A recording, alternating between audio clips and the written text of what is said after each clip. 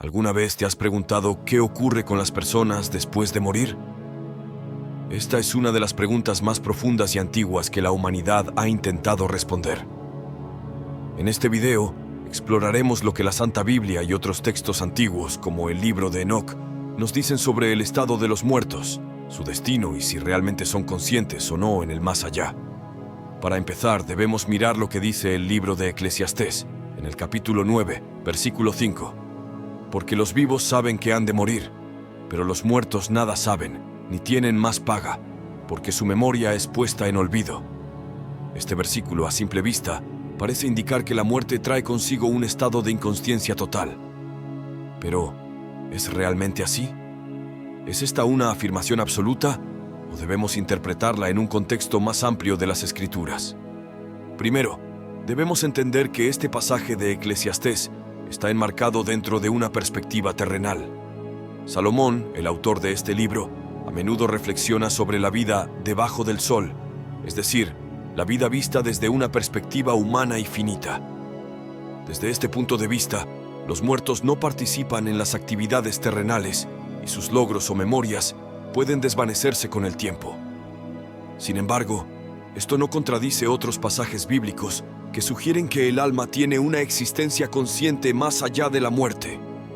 Por ejemplo, Jesús nos da una visión muy diferente en el Evangelio de Lucas, capítulo 16, en la parábola del rico y Lázaro.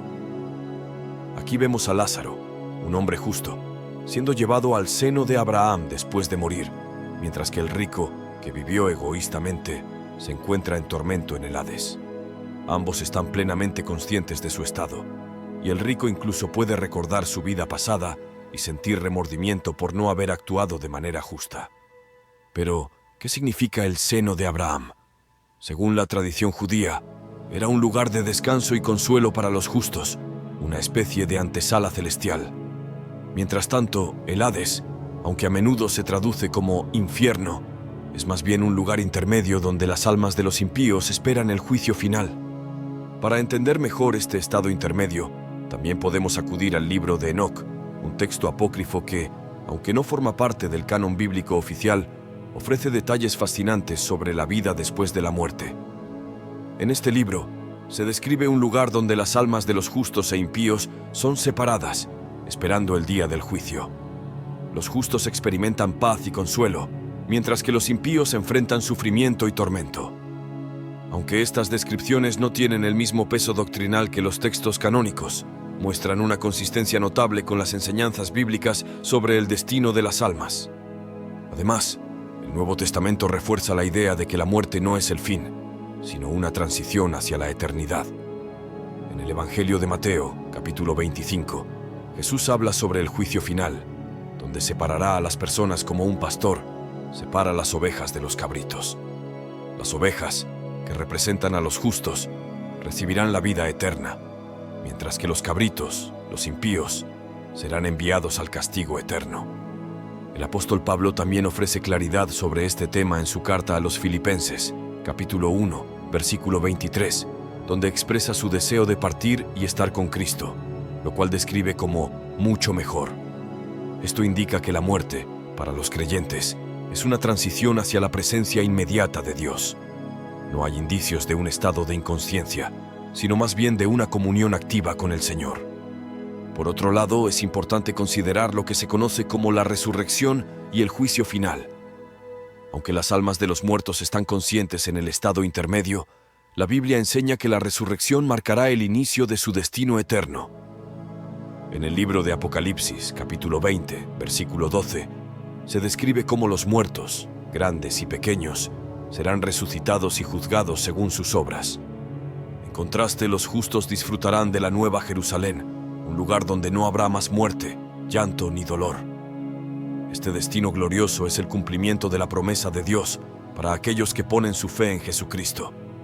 Siguiendo con nuestra exploración, es fundamental entender que el concepto de la eternidad en la fe cristiana no es solo un tiempo sin fin, sino una calidad de vida completamente diferente. Para los justos, esta eternidad comienza con una unión plena con Dios. Sin embargo, antes de llegar allí, es importante aclarar qué ocurre con las almas en ese estado intermedio y cómo estas enseñanzas influyen en la vida de los creyentes. Regresemos a Lucas, capítulo 16, donde la parábola del rico y Lázaro nos muestra algo crucial, una separación inmediata después de la muerte. Esto no es un juicio final, sino una división que ya refleja el destino de las almas basado en sus decisiones terrenales. El rico clama por alivio, mientras que Lázaro disfruta del consuelo. Este detalle nos invita a reflexionar. Nuestras decisiones aquí y ahora tienen consecuencias que trascienden esta vida. El libro de Enoc amplía esta idea al describir las divisiones específicas dentro del lugar de espera. Enoc menciona 4 compartimentos donde se agrupan las almas. Uno para los justos que esperan con alegría, otro para los injustos que experimentan sufrimiento, un tercero para aquellos que no han sido juzgados todavía, y un último para los mártires, que esperan una vindicación divina especial. Aunque este libro no es considerado parte de la escritura inspirada, sus detalles coinciden con muchas de las narrativas bíblicas, sugiriendo que la vida después de la muerte es tan compleja como profunda. Por otro lado, en el Evangelio de Juan, capítulo 5, versículos 28 y 29, Jesús declara: «No os maravilléis de esto, porque vendrá hora cuando todos los que están en los sepulcros oirán su voz, y los que hicieron lo bueno saldrán a resurrección de vida, mas los que hicieron lo malo, a resurrección de condenación». Este pasaje subraya que, aunque el alma está en un estado consciente en el más allá, la resurrección corporal marcará el inicio del destino eterno. Es en este momento cuando todos los seres humanos serán juzgados y sus destinos serán sellados para siempre. Aquí surge una pregunta importante. Si los muertos están conscientes, ¿pueden interactuar con los vivos? La Biblia es clara en desalentar cualquier intento de comunicación con los muertos. En el libro de Deuteronomio, capítulo 18, versículos 10 al 12, se prohíben explícitamente prácticas como la necromancia y la consulta de espíritus. Sin embargo, hay momentos en las Escrituras donde vemos apariciones de figuras del pasado. Por ejemplo, en el Evangelio de Mateo, capítulo 17, versículos 1 al 3, durante la transfiguración de Jesús, Moisés y Elías aparecen hablando con él. Este evento, lejos de ser un ejemplo de comunicación prohibida, resalta la soberanía de Dios para permitir estas manifestaciones en momentos específicos con propósitos divinos. Ahora bien, un tema que causa mucha curiosidad y debate es el infierno. ¿Qué es exactamente? ¿Es un lugar literal de tormento o una separación espiritual de Dios? Según el Evangelio de Mateo, capítulo 25, versículo 41, Jesús describe el infierno como el fuego eterno preparado para el diablo y sus ángeles. Sin embargo, aquellos que rechazan la gracia de Dios terminan compartiendo este destino debido a su propia decisión de separarse de Él. El lago de fuego, descrito en Apocalipsis, capítulo 20, es el destino final de los impíos después del juicio. Es importante notar que este lugar es completamente diferente al Hades, que es temporal.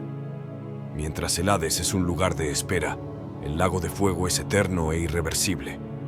En contraste con este destino trágico, los justos tienen una esperanza gloriosa. En el libro de Apocalipsis, capítulo 21, se describe la Nueva Jerusalén, un lugar donde Dios mismo vivirá con su pueblo. Aquí no habrá más muerte, ni dolor, ni lágrimas, porque las primeras cosas han pasado. Esta promesa es un recordatorio poderoso de que la vida eterna con Dios es más que un consuelo. Es el propósito último de la creación. Pero, ¿qué ocurre con aquellos que nunca han oído hablar de Jesús? Este es un tema que ha generado mucho debate teológico. En el libro de Romanos, capítulo 2, versículos 14 y 15, el apóstol Pablo menciona que los gentiles, aunque no tienen la ley escrita, tienen la ley de Dios escrita en sus corazones. Sin embargo, esto no minimiza la urgencia de compartir el Evangelio, ya que es el único medio seguro de salvación revelado en las Escrituras. Finalmente, no podemos ignorar la importancia del juicio final. Este no es solo un evento de separación, sino también un momento de revelación. Todo lo oculto será puesto a la luz, y cada acción, palabra y pensamiento será examinado. En el Evangelio de Mateo, capítulo 12, versículo 36, Jesús advierte que, de toda palabra ociosa que hablen los hombres, darán cuenta en el día del juicio. Este pasaje nos recuerda que nuestras vidas no son solo una preparación para la eternidad, sino también un testimonio de nuestra relación con Dios. Ahora, al acercarnos al final de este análisis, es crucial subrayar el papel central de Jesucristo en el destino de las almas. Él mismo declaró en el Evangelio de Juan, capítulo 14, versículo 6: «Yo soy el camino, la verdad y la vida. Nadie viene al Padre sino por mí». Esta declaración no solo establece que la salvación y la vida eterna dependen de Él, sino que también redefine nuestra comprensión de la muerte. Para los creyentes, la muerte no es un final, sino un tránsito hacia una vida gloriosa en comunión con Dios. En la segunda carta a los Corintios, capítulo 5, versículo 8, Pablo afirma: «Preferimos estar ausentes del cuerpo y presentes con el Señor». Este versículo confirma que, para los que están en Cristo, la muerte física es simplemente la separación temporal del cuerpo, pero el alma inmediatamente entra en la presencia de Dios. Sin embargo, no podemos ignorar que las Escrituras también nos hablan de una resurrección universal. Todos, justos e injustos, serán resucitados para enfrentar el juicio final.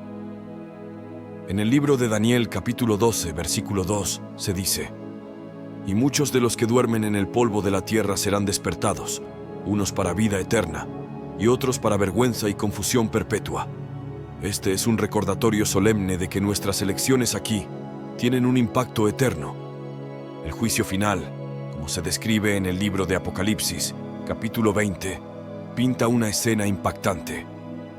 Juan describe cómo los muertos, grandes y pequeños, se presentan ante el trono blanco de Dios y los libros son abiertos.